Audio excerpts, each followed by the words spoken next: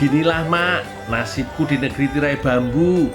Gak jauh-jauh dari kerja keras demi mengumpulkan kepingan cuan biar sampai ke lokasi pengasuh panda.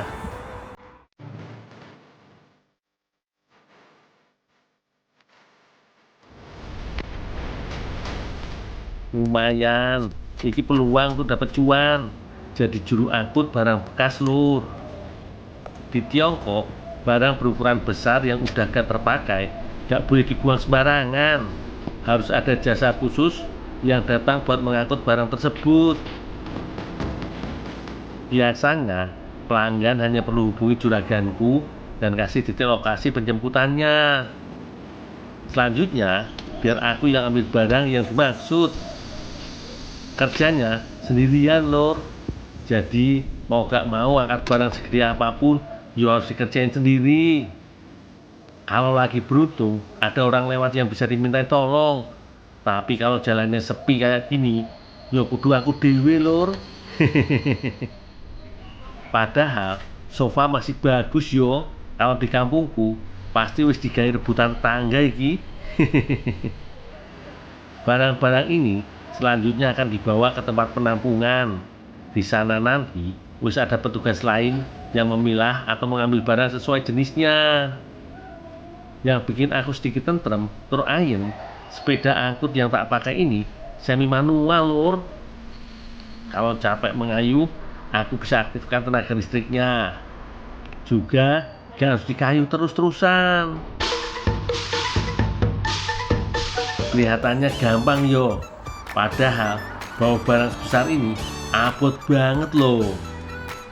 Tantangan paling susah itu pas menjaga barang tetap seimbang. Belum lagi kalau berpapasan sama mobil, mau gak mau harus minggir dulu sambil tetap nahan beban berat. Oh iyo, transportasi yang tak kendarai ini gak boleh masuk jalur cepat, jadi harus berbagi jalur sama pesepeda lain. Akhirnya setelah menempuh perjalanan hampir setengah jam, aku sampai tujuan lur. Paman, bantuin yo. Cepat, yuk, bongkar. Untunglah ada Paman Lim, bongkar sofaku jadi lebih cepet. Makasih yo Paman.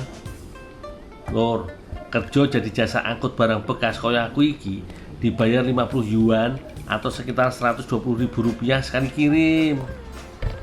Wes beres, habis ini tinggal laporan ke bos.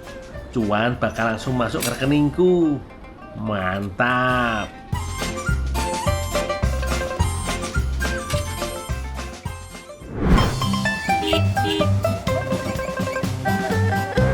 Kerja, yo kerja, tapi harus urus diri. Apalagi si mbok bilang aku gak boleh kelaparan di negara orang. Ya wis, sebelum melanjutkan pekerjaan tak cari makanan yang Tiongkok habis. Denger-denger sih kuliner yang mau tak beli iki udah ada sejak dinasti Tang, yaitu salah satu kekaisaran terbesar yang pernah membawa Tiongkok mengalami masa keemasan.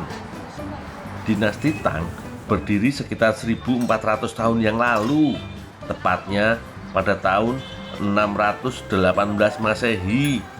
Mumpung di sini, rugi banget kalau aku melewatkan kesempatan iki lur.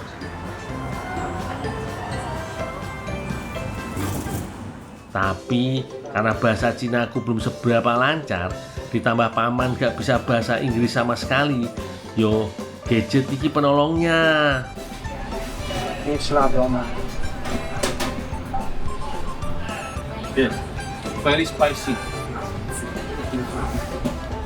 Mantap. Di zaman saiki, gadget emang bener-bener memudahkan ya lur. Kuliner tradisional yang tak pesen iki, adonan kulitnya dibuat tanpa ragi dan dibuat sangat pipih. Dikasih saus cabai kasih cuan dan digilas tipis berlayar. Sekilas koyo roti Mariam yo, tapi bedanya yang satu ini pakai perasa pedas. Ditambahkan sedikit wijen hitam di atasnya, lalu dipanggang di atas wajan datar. Cara ini bisa menghasilkan tekstur roti yang renyah, anget, garing, dan cenderung bersisi mirip pastry. Gak lupa dibolak-balik sampai warnanya berubah kecoklatan ya lur.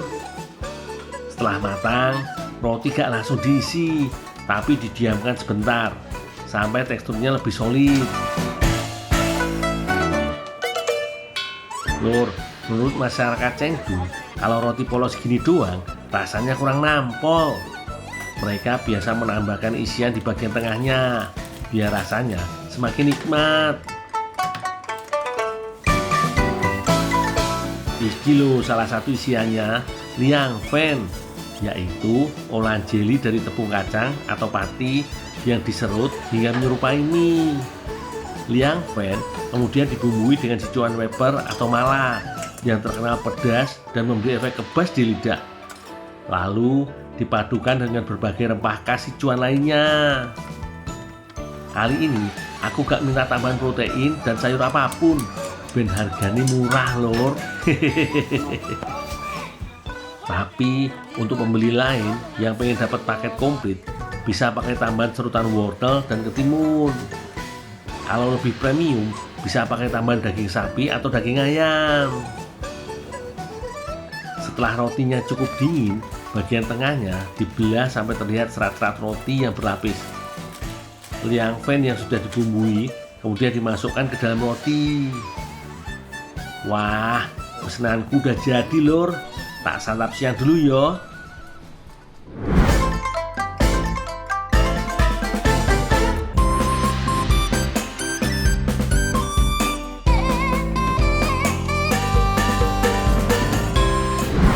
Lor, ini aku pesen gokui liang fen lor. Gokui itu roti pipih, liang fen itu nih masakan mie serut ini loh lor, liang fennya. Nih tadi yang jual tanya suka cabai nggak? Bilang is very spicy.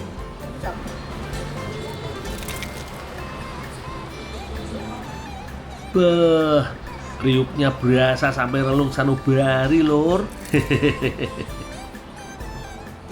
Nah, bumbunya seperti ini.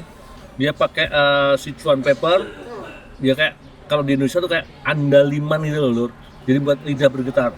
Tapi karena aku dari kemarin-kemarin terlalu banyak makan Sichuan pepper nih, lidahku mati rasa, nggak bisa ngerasain nanti. Lur, sensasi pedesnya orang Tiongkok tuh sedikit asing buatku. Buat banyak orang di Tiongkok, sensasi pedas cabai aja rasanya belum cukup, harus ada rasa kebas khas dari Sichuan pepper yang bikin nagih. Jadi cita rasanya mantep banget lor. Jadi roti pipihnya ini dia garing, luar dalamnya garing, kemudian mie-nya ini lembut. Jadi crunchy di luar, lembut di dalam lor. Mantep bener yo, bisa jadi ide jualan buat dulur-dulur di Indonesia iki.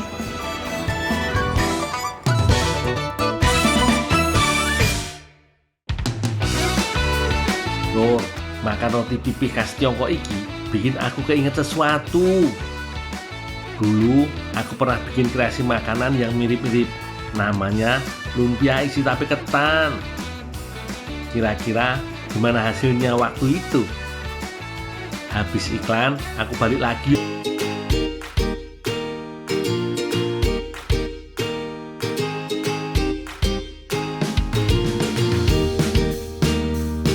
Mungkin ini yo sing dinamakan mimpi di siang bolong. Bisa bonceng Mbak Anissa di pematang sawah, serasa dunia milik berdua. Romantis toh aku. Tapi kok rada aneh ya, badan selangsing Mbak Anissa ternyata berat juga lur. Perasaanku aja kayaknya. Celana kenceng loh. Kok Mbak Anissa di sana?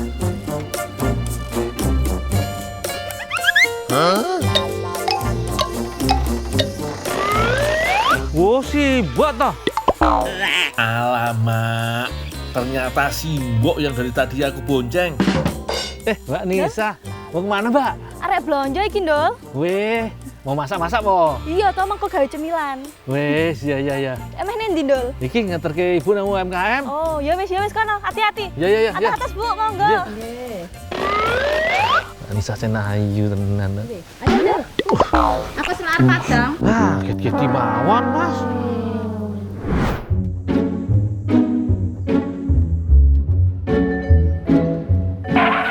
Pun, Bu. Dul. Ya, Bu. Lo nganu kok kayak dicucekke ke belas ketan. Oh. Tak anjurke umpan budi. Oh, ya, Bu.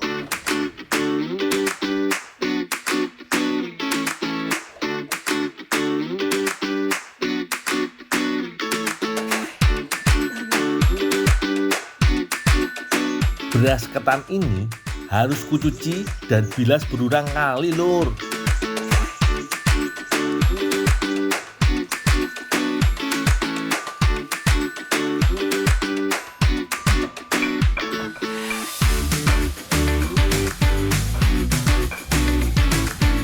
Beras ketan sebanyak ini mau diolah jadi tape ketan. Salah satu buah tangan dari Kabupaten Semarang, Jawa Tengah. Ada yang bisa dibantu lagi nggak, Bu? Tolong bantu packing yang di belakang ya biar cepat. Oh, ya, Bu. Lur, beras ketan yang dipakai ini kualitas super. Hasil jadi ketannya bakal lebih lezat dan pulen. Oh iya, warna hijau menjadi ciri khas tape ketan dari Kabupaten Semarang, Lur. Nah, yang unik, pewarnanya alami, pakai sari daun katu.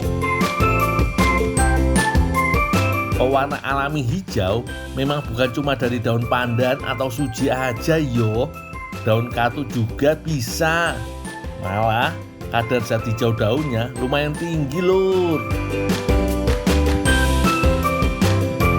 Aroma dan cita rasa sari daun katu juga nggak begitu kuat, jadi nggak akan merusak rasa makanan. Jos gandos pokoknya. Kita intip lagi beras ketan yang lagi dikukus yuk. Ini masih belum matang sempurna, istilahnya masih aron. Tapi saat masih aron inilah waktu yang tepat untuk menambahkan sari daun katu.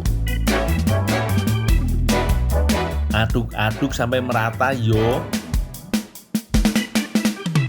Tinggal kukus lagi sampai matang sempurna. Setelah matang dan didinginkan, lanjut tabur lagi. Ini tahap fermentasi yang ubah beras ketan menjadi tape, Lur. Biasanya tahap fermentasi berlangsung minimal 3 harian. Desa Tukang, Kecamatan Pabelan, memang sudah lama terkenal sebagai sentra pembuat tape ketan terlezat se-Kabupaten Semarang, Jawa Tengah, Lur. UMKM ini salah satu yang mempertahankan cara bikin dan resep tape ketan warisan leluhur, seperti pembungkus tape ketan yang menggunakan daun gayam. Daun gayam yang lentur dan tebal memang cocok sebagai pembungkus makanan, Lur. Untuk bisa dijual di pusat oleh-oleh, tape ketan daun gayam yo masih diwadai lagi supaya tidak berantakan, Lur. Tapi ya, Bu, ada yang udah matang nggak, Bu? Ada. Boleh minta nggak, Bu, buat oleh-oleh Mbak Nisa, Bu? Mbak Nisa tadi kan mau buat makanan toh. Ya. Kita enak kasih tape ketan, Bu. Boleh, Bu ya? Minta satu aja, Bu. Satu wadah tapi. Iya, ya nih. Makasih ya, Bu ya. Ya. Mbak, tak tinggal dulu ya, Bu ya. Nih mau ngasih ini buat makanan. Bu, tinggal dulu, Bu ya. Ya.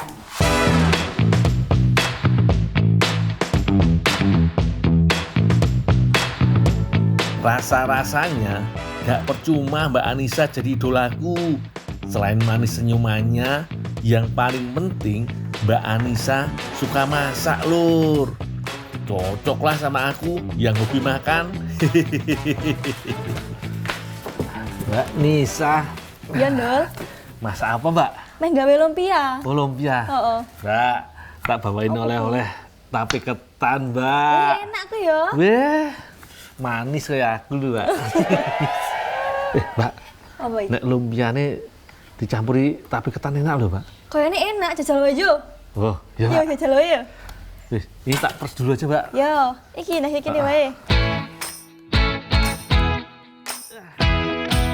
Senangnya lur, baru tahu aku kalau Mbak Anissa mau buat lumpia.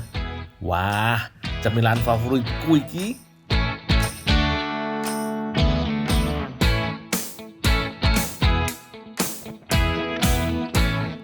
Tapi ketan bakal jadi isian lumpianya lur. Biar gak terlalu basah, perlu aku peras dulu. Air perasan tape ketan iki jangan dibuang, masih bisa kumanfaatkan lur. Wangi ya, Nduk. Iya, seger, Mbak. Menurut tapi enak kok iki. Iya kuwi. Wah, enak tenan kene ya. Ya wis iki wae. Lek ngulek wae. Digawe nganu. Iki wis tak diiris sih saiki tinggal ngulek wae. Ya, Mbak.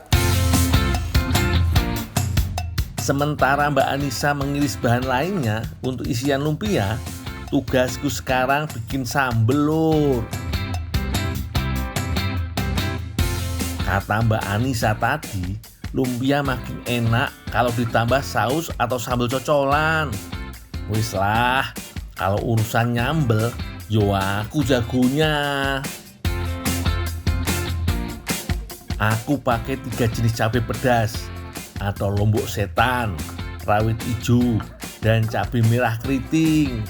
Pasti mantep iki pedese. Ojo lali tomatnya yo. Seger, Mbak. Wis enak. Ada yang bisa bantu lagi nggak, Mbak? Ya wis kuwi sambelnya dimasak wae. Campuran nih? Kuwi campurannya banyu ketan kuwi, tape. Oh, iya, iya. Ya wis, nang dimasak wae. Air perasan tape ketannya jadi campuran sambel lur. Unik toh? Tambah jeruk ben seger, Mbak ya. Yo wis, kan nang dimasak wae, Nduk. Tak masak sih, Mbak Anissa ya. Biasanya lur, cocolan untuk lumpia khas Semarang memakai saus dengan campuran gula merah. Saus sambal yang kubuat ini spesial lur. Rasanya asam, pedas, dan ada manis-manisnya. Cita rasa manisnya dari air perasan tape ketan ini lur. Sementara rasa asamnya dari perasan jeruk nipis. Satu aja udah cukup kok.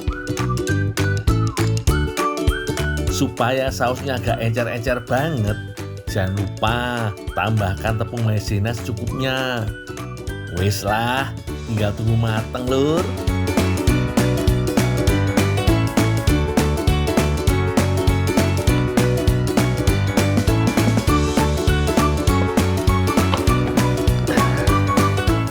Mbak Anissa, ini Iya. sausnya udah matang, Mbak. Yo. Enak, Mbak. Wah, enak Ada yang bisa tenan, bantu lagi nggak, Mbak? Wis, wis, Ndul, wis. Nanti nek matang kabari, Mbak, yo. Yo yo, monggo tak nene wis mateng. Tinggal dulu ya, Mbak, yo. Yo, Ndul. Tugasku sudah rampung lur.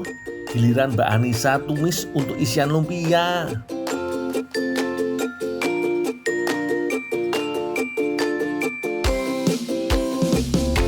Lumpia yang dibikin kali ini tanpa rebung lur. Gantinya wortel, dan supaya rasanya makin jos gandos, Mbak Anissa nambahin telur ayam. Jangan lupa tapi ketannya yo. Baru kali ini kayaknya ada lumpia isi tape ketan. Namanya juga inovasi toh. Asli lur, wangi banget iki. Bikin tambah menggugah selera yo. Kalau isian sudah matang, waktunya bungkus membungkus. Lur, lumpia sering juga disebut dengan lumpia. Konon panganan iki hasil perpaduan budaya Jawa juga Tionghoa.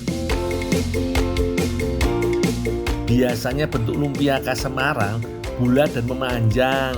Tapi kali ini Mbak Anissa punya inovasi beda. Bentuk lumpia dibikin mirip piramid lur. Nih lihat lah, kreatif banget Mbak Anissa ini.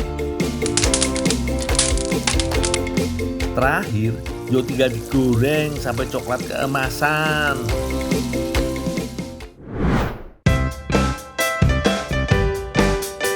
Weh, cantik ya lur hasilnya. Yuklah, icip-icip. Wis dadi iki, Nduk. Wis, kita mantep deh. Iki lumpia iki enak tenan mesti. Wah, lumpiane unik. Jelas lur, di tanganku dan Mbak Anissa, lumpia yang ini jadi lain daripada yang lain. Urusan rasa, yo jangan diragukan toh. Renyah kulit luarnya, nyatu banget dengan lembut gurih tapi ketan di dalamnya. Cocolan pedas asam manis saus air tapenya bikin rasanya makin sempurna. Wena epol.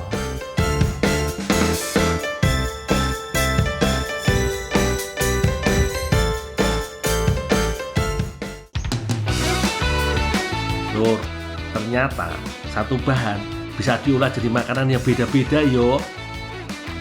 Gak cuma lumpia tapi ketan. Aku pernah juga berinovasi membuat olahan laksa bebek panggang. Waktu itu bareng Teh Audrey sing ayu tenan. Jadi kangen aku lur. Jangan kemana-mana. Habis iklan kita nostalgia bareng yo.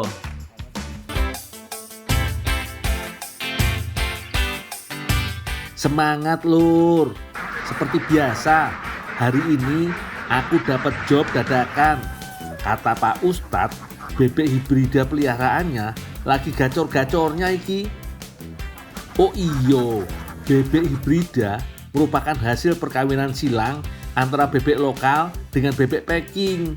Jenisnya ada bebek bedaging, ada juga bebek petelur.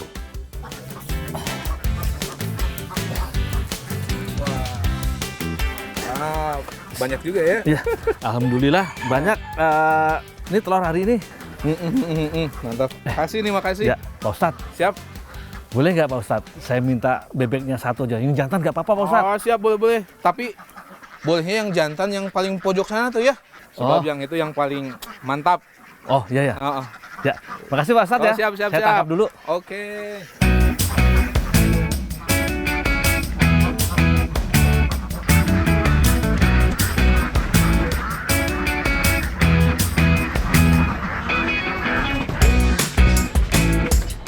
Teh, dari mana Teh? Dari pasar, habis beli sayuran sama tomat. Mau masak apa emang? Mau masak laksa hari ini. Masak laksa? Iya. Teh, gimana kalau laksanya dicampur daging bebek? Belum pernah coba, tapi penasaran juga tuh. Kita coba ya? Ya, Teh. Oke. Teh siapin bumbu-bumbunya dulu.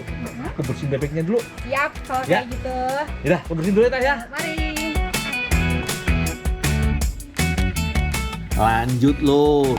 Sebelum ku olah bebeknya, aku bersihkan dulu yo, biar makin enak. Dari mulai bulu sampai isi perut, semua harus resik lur. Kang, goloknya masih dipakai? Sebenarnya sih masih dipakai, tapi kalau mau dipakai, pakai aja dulu. Saya pakai pisau dulu, nggak apa-apa. Mau bikin apa Kang? Bikin bola. Kang, boleh nggak nanti saya ikut main bolanya? Boleh? Bisa. Kang, saya tinggal dulu ya. Saya mau lanjut panggang dulu. Ya, silakan. Cang, beresan nih Cang. Sebentar lagi. Kalau halus teuing lah, nu penting mah geus oke, geus bisa dibelem. Kalau aku mau lanjut urus bebekku dulu. Sebelum diracik jadi aneka hidangan, ada baiknya daging bebek yang udah bersih dibakar atau dipanggang dulu yo.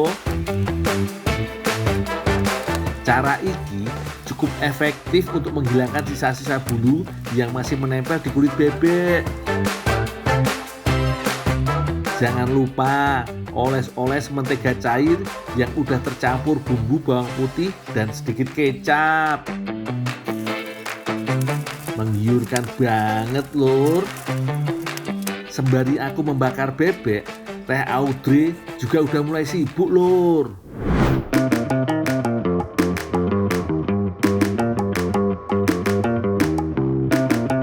Teh Audrey lagi siapin bumbu untuk ungkep bebek, Lur.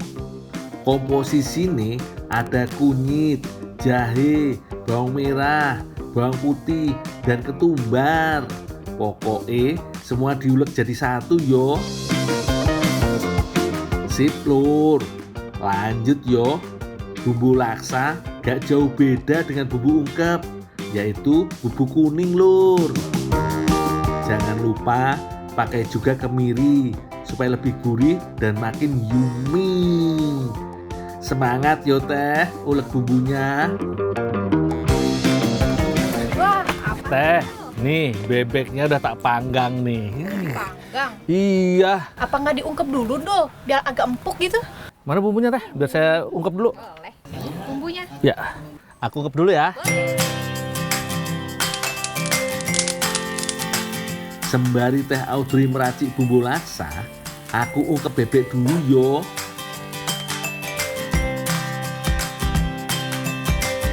Tambah air agak banyak supaya bebek panggang bisa berenang. Maksudku bisa terendam, Lur.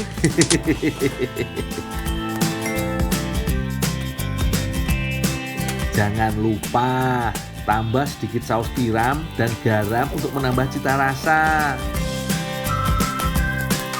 Kali ini gak perlu lama-lama, Lur.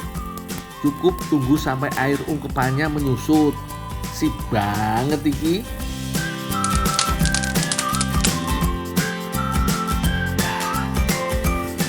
Teh, nih bebeknya udah empuk, bukan cuma mateng. Tapi empuk ya. Udah empuk, udah aku rebus lama. Tapi nanti kalau masakannya udah jadi, jangan lupa Teh. Ya, aku panggil aku. dikabarin.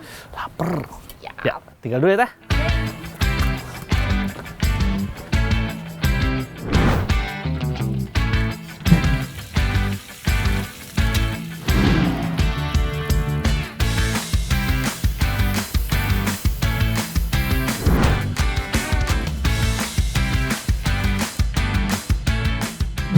Yakin aku, Lur, kalau udah pada coba laksa bebek panggang buatanku dan Teh Audrey iki bakal jadi nomor 1 terlezat di dunia.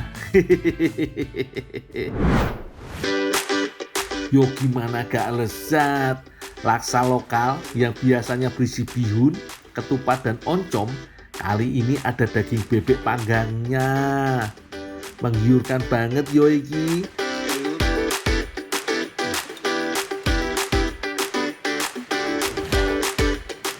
Gimana enak Kak? Mantep Teh. Kalau aku boleh nilai dari 1 sampai 10, laksa bebek panggang iki nilainya 12, Lur.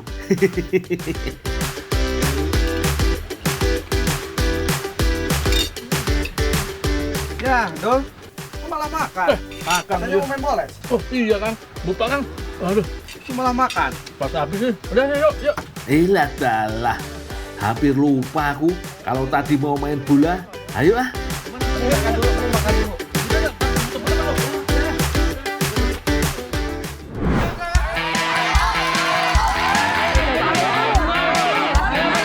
Mimpi buruk, Lur. Salahku juga, latahan mau ikut main bola.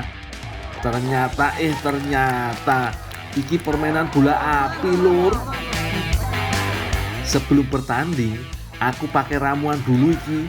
Katanya sih dari air es dan campuran rempah dan bahan herbal supaya terlindungi kulitku iki, Lur.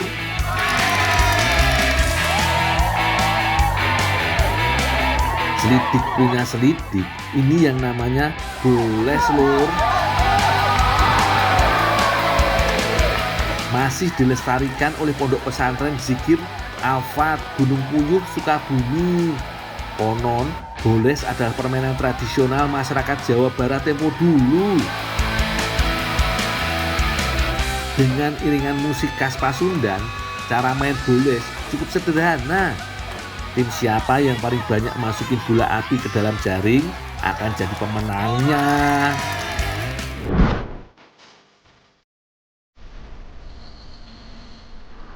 Loh, demi ngumpulin cuan di negeri Mandarin, aku sampai jadi tukang angkut sofa bekas. Gak cuma itu, aku juga nekat ikut jadi pemain opera. Tapi Lur, apakah semua usahaku berhasil ngasilin cuan? Jangan sampai ketinggalan kelanjutan episode spesial Si Gundul Mencari Cuan sampai Mandarin. Besok ya Lur.